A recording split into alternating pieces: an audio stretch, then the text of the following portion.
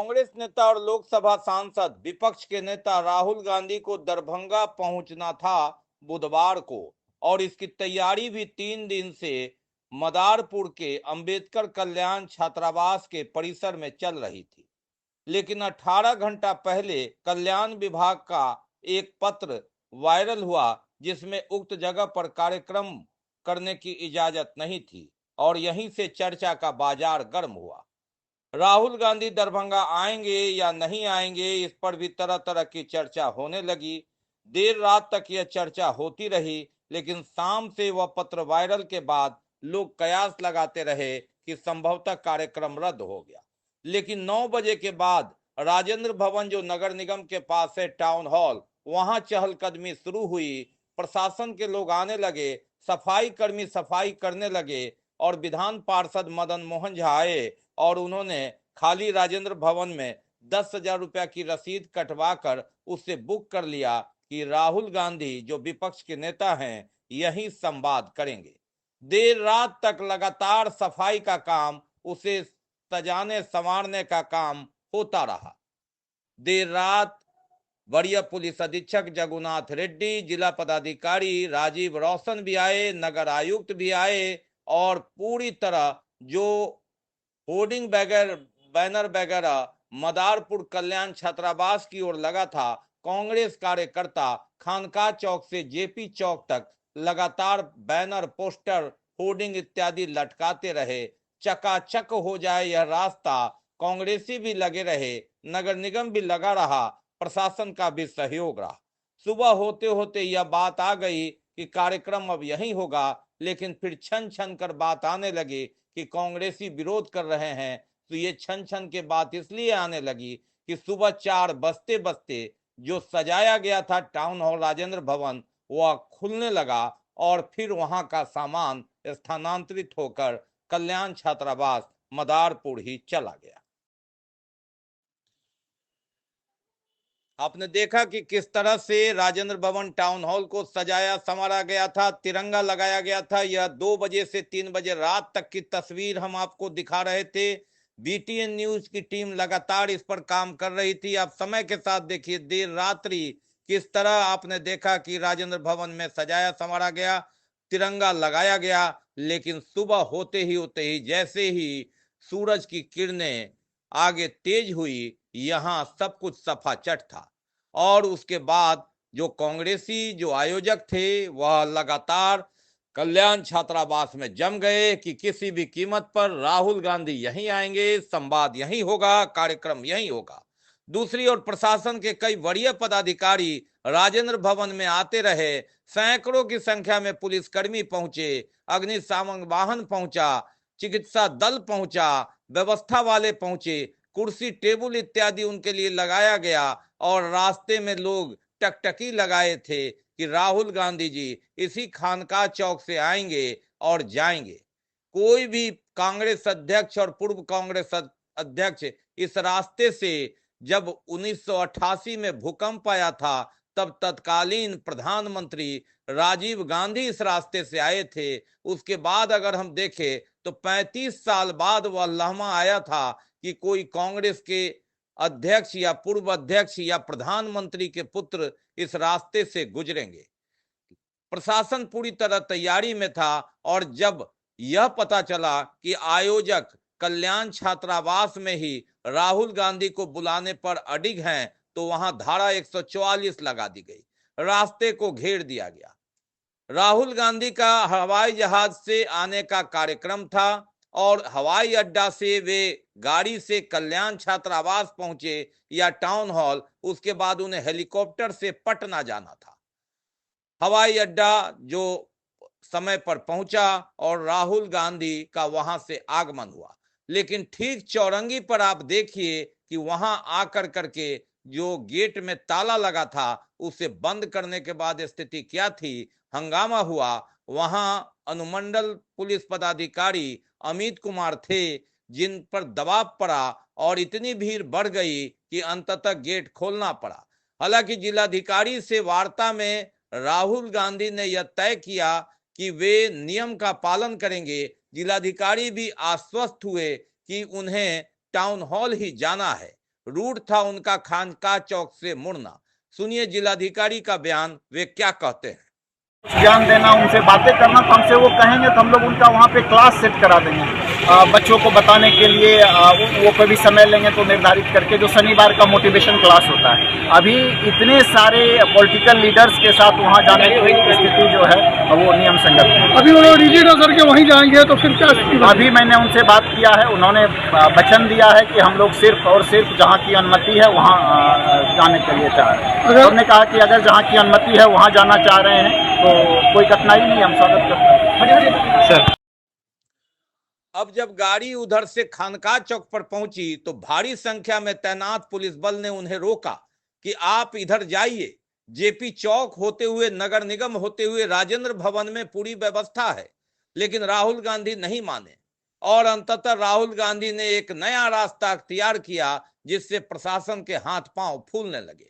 अनुमंडल पदाधिकारी सदर उनसे आग्रह करते रहे, राहुल गांधी उतरे और फिर नाग मंदिर, मिसर टोला, चंद्रशेखर आजाद चौक होते हुए वे पैदल ही चल पड़े। देखिए, रास्ते में अनुमंडल पदाधिकारी उन्हें मना कर रहे हैं, आग्रह कर रहे हैं, मैं इज्जत कर रहा हूं। राहुल गांधी कह रहे हैं हम भी आपकी इज्जत कर रहे हैं, लेकिन आक्रोश में कहते हैं कि व्यवस्था गलत है, नॉनसेंस, इस तरह की व्यवस्था नहीं होनी चाहिए।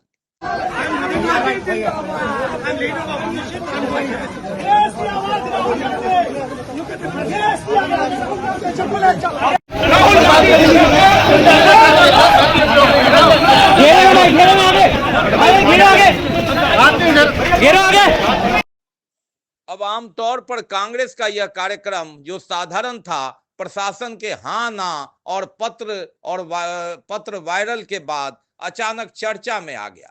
जिस खानका चौक से जेपी चौक तक कहीं कोई सुगबुगाहट नहीं थी, कोई पर्चा पोस्टर बैनर नहीं था, रातों रात रख गया। भारी पुलिस बल की तैनाती और की कर्तव्य विमूढ़ की स्थिति कि राहुल गांधी आएंगे या नहीं आएंगे, तो प्रशासन उन्हें जाने देगा या नहीं। लोग उत्तेजित हो गए और जो लोग नहीं भी जा रहे थे वे भी इस उत्सुकता में कि राहुल गांधी इधर आ रहे हैं, उधर जा रहे हैं, प्रशासन उन्हें क्यों रोक रहा है, चर्चा का विषय रहा। यानी जो मामला संवाद तक, छात्रों के संवाद तक सीमित था, वह राहुल गांधी को रोकने लोकतंत्र के खतरा तक में पहुंच गया और प्रशासन का यह दांव उल्टा पड़ गया। एक और जिलाधिकारी कह रहे हैं कि राहुल गांधी ने उनसे बात की। राहुल गांधी कह रहे हैं आप हमें दिग्भ्रमित न करें। एसडीओ गुहार लगाते रहे, लेकिन राहुल गांधी के जैसे शख्सियत जो पैदल किस रास्ते से, नाग मंदिर के रास्ते से जा रहे हैं, उन्हें रोकना किस तरह रोके, एसपीजी सुरक्षा के पास वो समझ नहीं पा रहे थे। और अंततः राहुल गांधी वहां मदारपुर कल्याण छात्रावास में मंच पर पहुंच गए। तालियों की गड़गड़ाहट के बीच सुनिए उन्होंने वहां क्या कहा। अति पिछड़ा का, ओबीसी का, दलित का, आदिवासी का। तीसरी बात, एससी एसटी सब प्लान जो आपका पैसा है, जो आपको नहीं दिया जाता है, आपको वो दिया जाना चाहिए। ये तीन चीजें कहने में आपसे आया था। और ये बात समझिए, आप एक बात समझिए, बिहार की पुलिस ने अभी मुझे रोकने की कोशिश की, रोक नहीं पाई। पता है क्यों नहीं रोक पाई? नहीं, इसलिए नहीं रोक पाई क्योंकि आपकी शक्ति मेरे पीछे है। आपकी शक्ति मेरे पीछे है, इसीलिए कोई, दुनिया की कोई शक्ति उसको रोक नहीं सकती है। हमने कहा, हमने नरेंद्र मोदी से कहा, पार्लियामेंट में कहा, तुम्हें जाति जनगणना करना पड़ेगा। हमने उससे कहा कि तुम्हें संविधान को यहां माथे पर लगाना पड़ेगा। नरेंद्र मोदी जी ने आपके दबाव से डर कर जाति जनगणना हिंदुस्तान में घोषित किया है। आपके दबाव से डर कर उन्होंने कॉन्स्टिट्यूशन अपने माथे पर लगाया है। मगर वो लोकतंत्र के खिलाफ है, संविधान के खिलाफ है, जाति जनगणना के खिलाफ है। और जो 90% हिंदुस्तान की गरीब आबादी है, अति पिछड़ा, दलित, आदिवासी, माइनॉरिटीज, ये इन सब के खिलाफ है। बहरहाल राहुल गांधी का संवाद कार्यक्रम भले ही कुछ मिनट चला हो, ड्रामा भले ही 18 घंटा का हो, लेकिन 18 जिला क्या 18 स्टेट से भी ज्यादा में इसकी चर्चा हुई, मीडिया की सुर्खियों में बने रहे। प्रशासन हाँ ना क्या करे ना क्या करें इस विवाद में फंसा रहा, और अंततः जब राहुल गांधी फिर हेलीकॉप्टर से पटना उड़े तो फिर इसका इतिहास खंगाला गया। और सूत्र के अनुसार कांग्रेस नेता राहुल गांधी के खिलाफ दरभंगा के लहरियासराय थाना में एफआईआर दर्ज की गई है, जिसमें 20 नामजद लोगों के अलावा 100 अज्ञात के खिलाफ प्राथमिकी दर्ज हुई। अलग अलग प्राथमिकी, एक प्राथमिकी बीएनएस 163 पुराना 144 धारा जिसे कहते हैं, वह नया में 163 धारा के नाम से जाना जाता है। निषेधाज्ञा तोड़ने के कारण मौके पर मौजूद मजिस्ट्रेट खुर्शीद आलम ने दर्ज कराई, तो दूसरी प्राथमिकी बिना अनुमति अंबेडकर कल्याण छात्रावास में जबरन कार्यक्रम करने के कारण जिला कल्याण पदाधिकारी आलोक कुमार ने दर्ज कराई है। दरभंगा के सदर एसडीपीओ अमित कुमार और सदर एसडीएम विकास कुमार भी लगातार मौजूद थे, और अंततः कार्यक्रम हुआ। मीडिया की सुर्खियों में संवाद कम हुआ, हाई वोल्टेज ड्रामा ज्यादा हुआ, और 2-2 एफआईआर। जान रहे हैं जो प्रस्तावित और परमिटेड जगह थी वहां न जाकर कहीं और सभा की गई है। उसी के फलस्वरूप प्रखंड कल्याण पदाधिकारी जो मजिस्ट्रेट के रूप में तैनात थे, उन्होंने 163 बीएनएसएस के उल्लंघन के लिए केस किया है, और दूसरा केस किया गया है जिला कल्याण पदाधिकारी जी के द्वारा। उन्होंने किया है कि अम्बेडकर छात्रावास में जहां परमिशन नहीं दिया गया था वहां जबरदस्ती घुसकर कार्यक्रमों को संपादित कराना है।